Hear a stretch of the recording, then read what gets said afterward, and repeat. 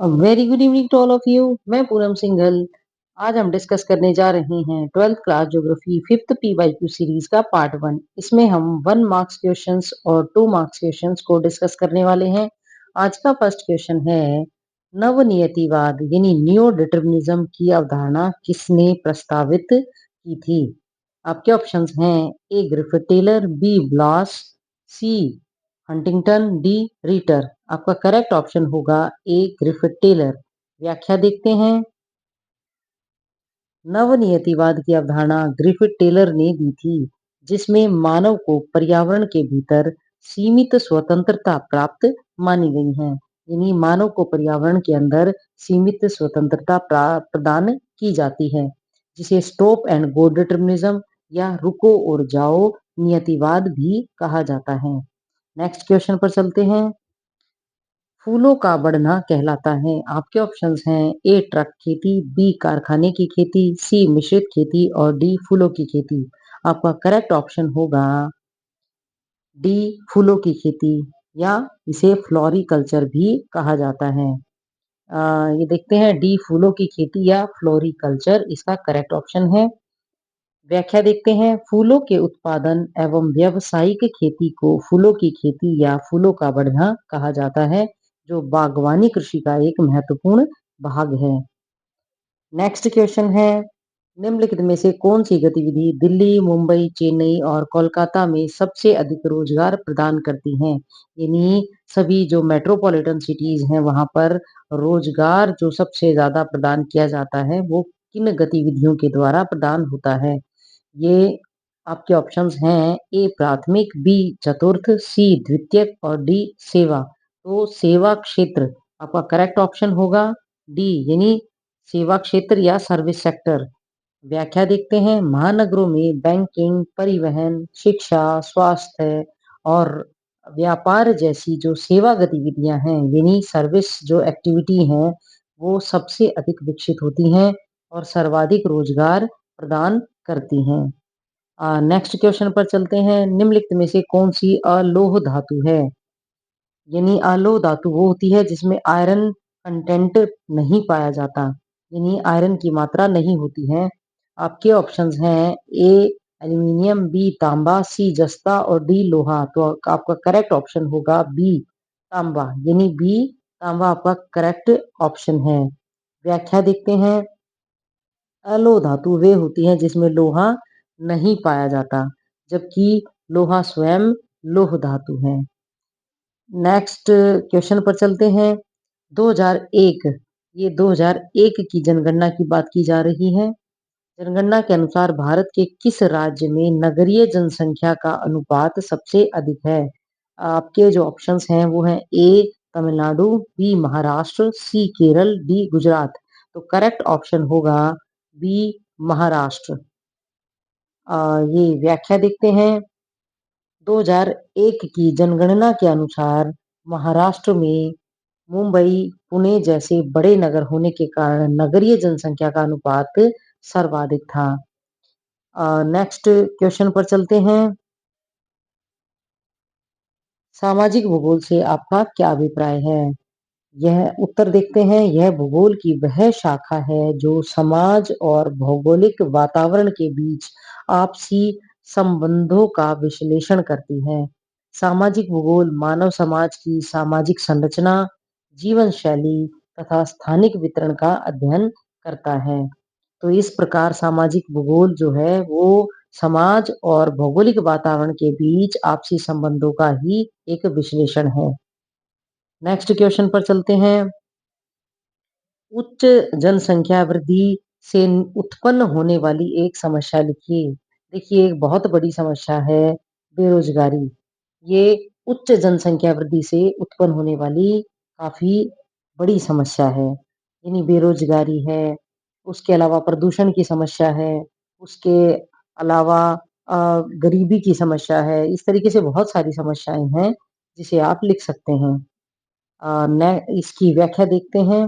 अधिक जनसंख्या के कारण रोजगार के अवसर जो है वो सीमित हो जाते हैं, जिसके कारण बेरोजगारी बढ़ जाती है और ये काफी बड़ी प्रॉब्लम है। कौन सा आरेख आयु लिंग संरचना को दर्शाता है? यानी ए सेक्स जो स्ट्रक्चर है, पिरामिड है, उसको दर्शाता है। जनसंख्या पिरामिड यानी पॉपुलेशन जो पिरामिड है वो क्या होता है? जनसंख्या पिरामिड द्वारा किसी क्षेत्र की आयु एवं लिंग संरचना को स्पष्ट रूप से प्रदर्शित किया जाता है। नेक्स्ट क्वेश्चन देखते हैं। भारत में जनसंख्या वृद्धि के इतिहास में डेमोग्राफिक डिवाइडर के नाम से जाना जाने वाला वर्ष कौन सा है? तो ये वर्ष है 1921। व्याख्या देखिए, व्याख्या देखते हैं।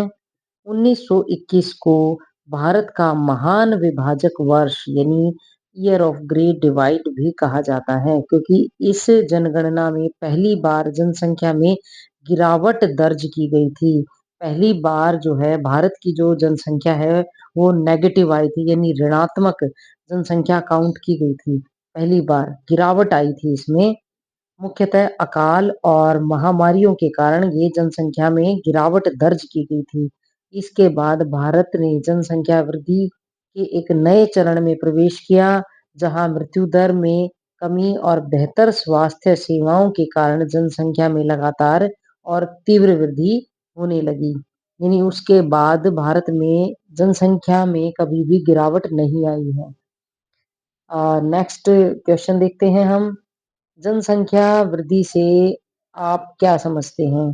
किसी निश्चित समय में जनसंख्या में वृद्धि को जनसंख्या वृद्धि कहा जाता है। यानी निश्चित समय में जो लोगों की जनगणना की जाती है उसमें जो वृद्धि होती है उसे हम जनसंख्या वृद्धि कहते हैं।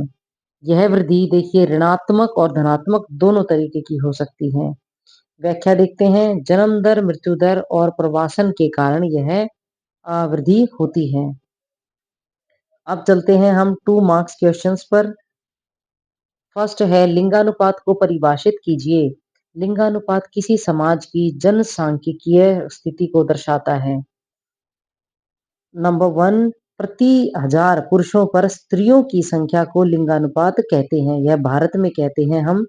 नेक्स्ट, यह जनसंख्या की सामाजिक एवं आर्थिक स्थिति का भी संकेतक होता है।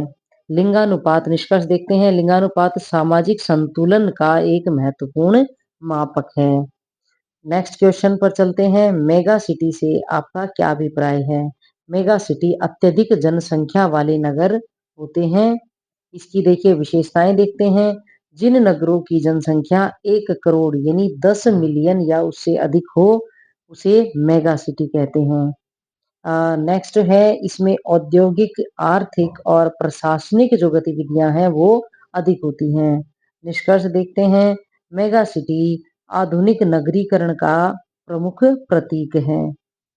नेक्स्ट क्वेश्चन पर चलते हैं। युवा, वयस्क और वृद्ध आयु समूहों की सीमाएं परिभाषित कीजिए।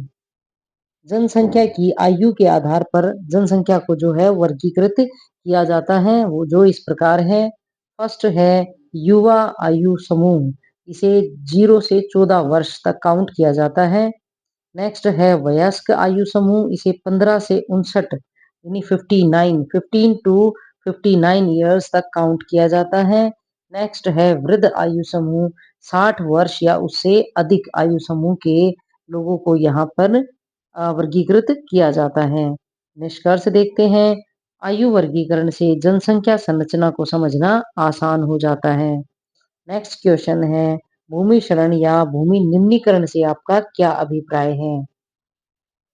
देखिए भूमि उत्तर देखते हैं।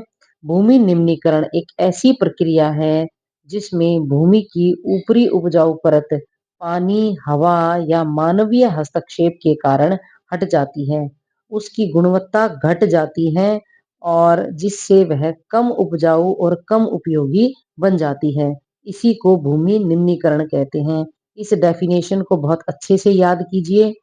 ये पेपर में बार-बार आता रहता है। अब ये देखते हैं भूमि क्षरण एक पर्यावरणीय समस्या है। नेक्स्ट पॉइंट है वनों की कटाई, अधिक सिंचाई और रासायनिक उर्वरक इसके प्रमुख कारण हैं। ये भू निम्नीकरण के प्रमुख कारण हैं। निष्कर्ष देखते हैं। भूमि क्षरण कृषि उत्पादन को नकारात्मक रूप से प्रभावित करता है, क्योंकि उपजाऊ जो परत है वो हट जाती हैं और जो उपजाऊ परत के हट जाने की वजह से जो कृषि का उत्पादन है वो कम हो जाता है। तो आज के लिए इतना ही। Thanks for watching. Have a nice day.